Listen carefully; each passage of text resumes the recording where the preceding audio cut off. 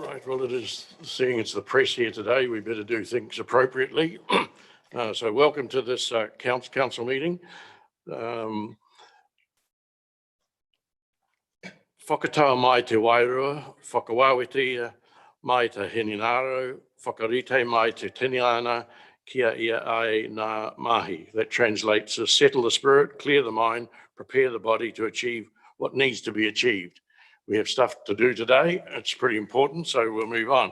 First of all, I'll call for apologies. We have one from Councillor Marsh, Councillor Henry, Councillor Granger. I'll put that. All those in favour, please say aye. Against, no, carried. We have no late items. Are there any declarations of interest? Looking around, it would appear not. We have no request for a public forum.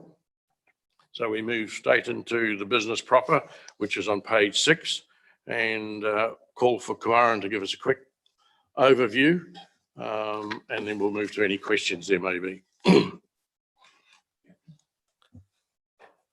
Thank you, Mayor Webber. Good morning, councillors. So the purpose of this report in this meeting is to see the completion of the annual report process, which council is required to adopt its annual report within 6 months of the end of the financial year. Essentially, the report sets out the completion of the audit process and the finance team's efforts to complete the annual report, both setting out both financial and non-financial performance achievements for the year ended 30 June 2021, and essentially reflecting how council has performed against its annual plan targets for that year. We also have the auditors present today to take any questions that council may have in regards to the annual report process prior to issuing their opinion, and then for essentially council then to consider adopting the annual report subsequent to that discussion.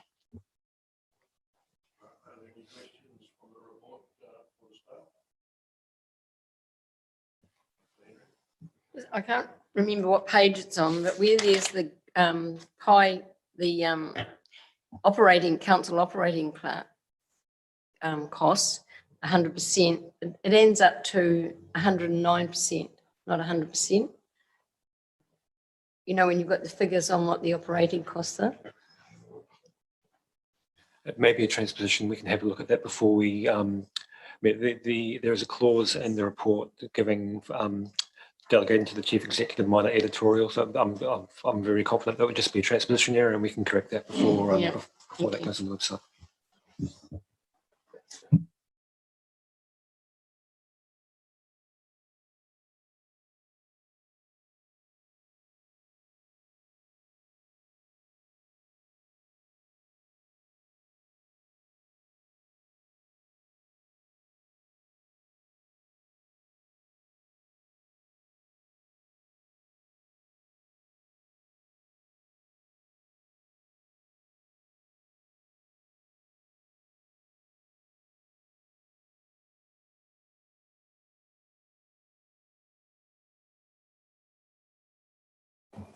I think, sir, that I have to comment under the leadership of this council.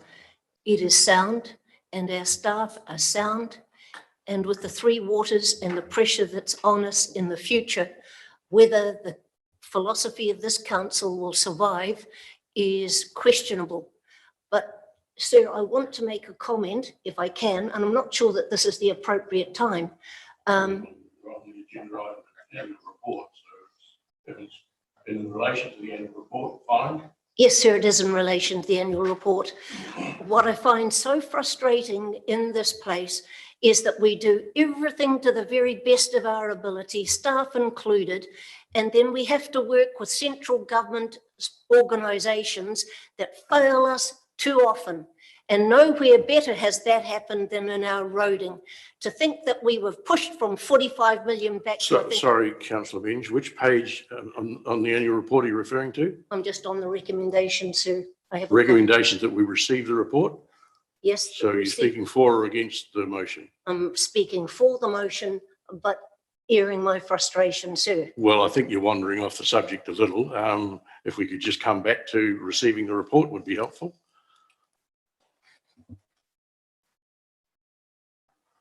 I'm speaking on receiving the report, And I'm commenting that the report is sound, but it is failed.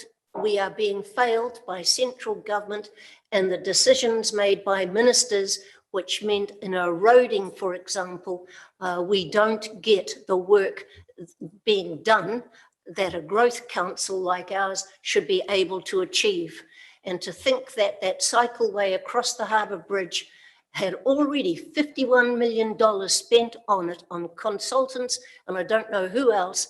And there we are, pushed back. Sorry, councillor, I'm not too sure which page you're talking to in the account. I'm just talking where to the we've lost 51 recommendations, million. sir. I'm talking to the recommendations and the approval of the report that's before us. Well, I think if you could get to the point, which is, do you support or not support the recommendation? Right.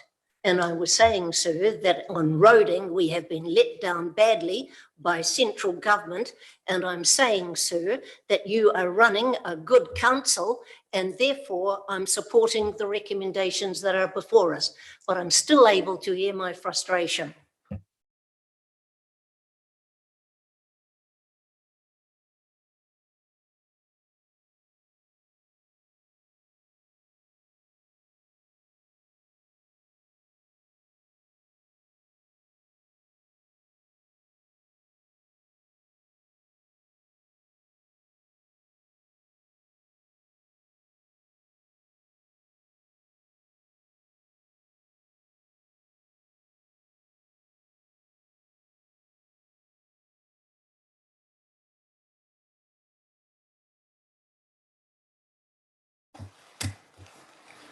Morning, Your Worship, councillors, and yes, we're very happy to be here. You're only my second council this year that's actually in this position to adopt. Do you know that there was some extension with the statutory deadlines for councils until the end of December? And so to be in this position is a really good place to be. My opinion is an unmodified audit opinion, which means that we are happy that the financial statements, as well as the non-financial performance story, and then your prudence regulations are all reflective of your actual results, which I may say has been pretty good.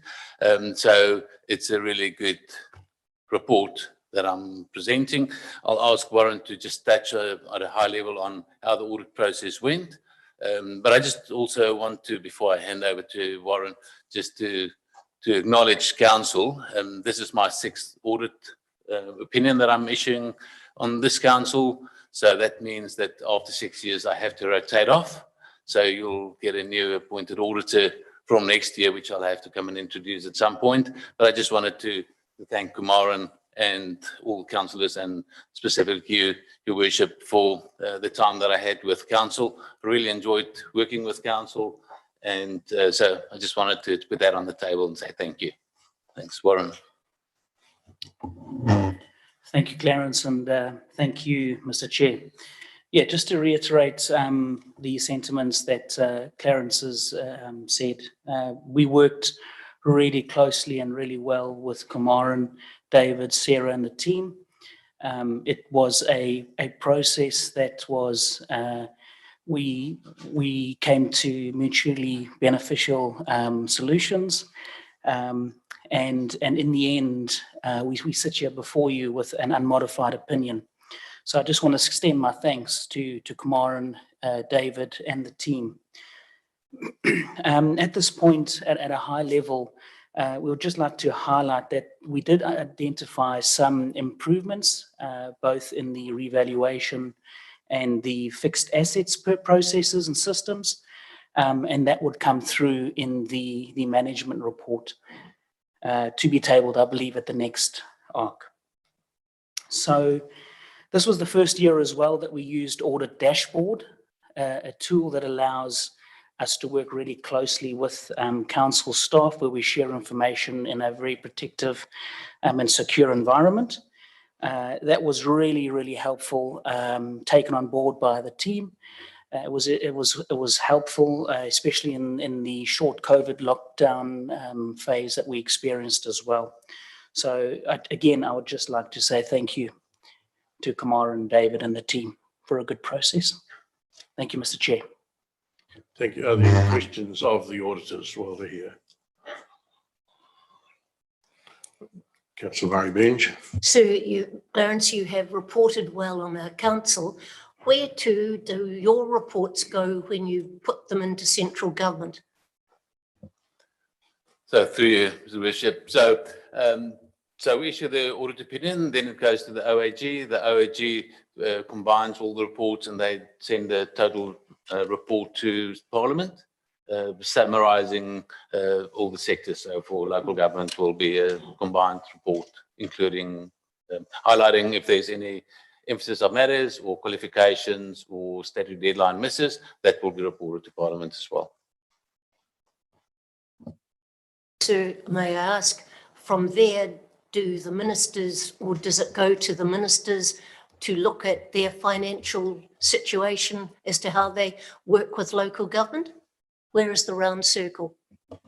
So we report to Parliament or to OAG and they report to Parliament. What the ministers decide to do is up to them. It is in the public sphere, so it is available. I know that from OAG perspective, the Office of the Auditor General, we do have analysis tools where they combine it and you can look at your trends and that's very useful when we do things like your long-term planning, where we actually use all those and all that information. But it gets reported to Parliament and the ministers get a copy of it, so they have all the information.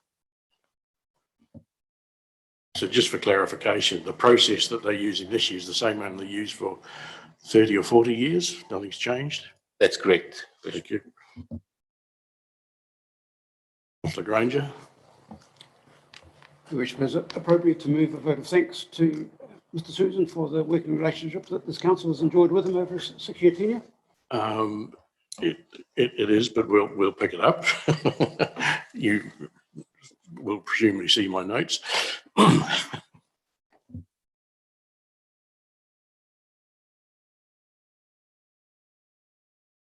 Right, well, moving on to recommendations 3, 4, 5 and 6, I will move those. Do I have a seconder, please?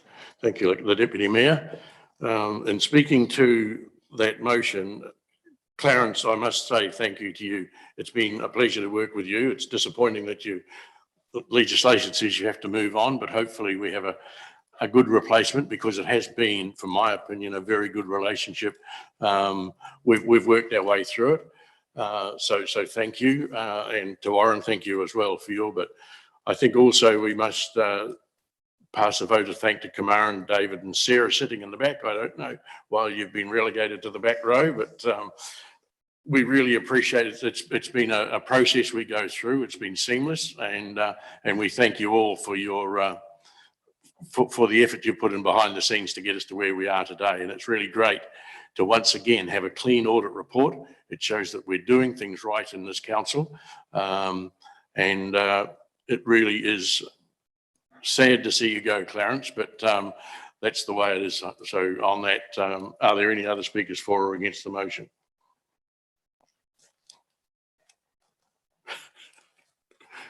It appears not. I'll put the motion. All those in favour, please say aye.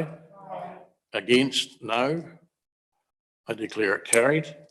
And that brings us to the end of the meeting. So thank you very much for your attendance. We'll break now and thanks again, Clarence.